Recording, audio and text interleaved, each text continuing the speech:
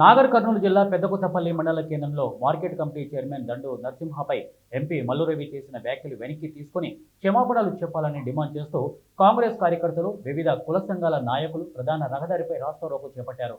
దీంతో 2 గంటల పాటు వాహనాలు నిలిచిపోయి ప్రయాణికులు ఇబ్బందులు ఎదుర్కొంటున్నారు.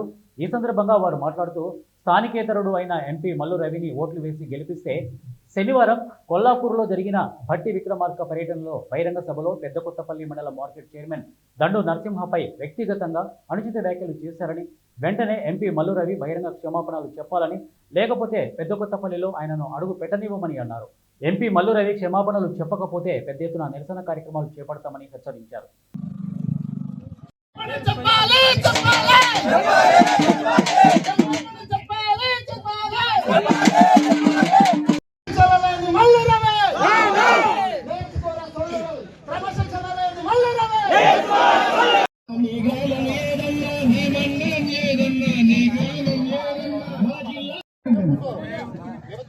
మీటింగ్ లో మీ సంఘాన్ని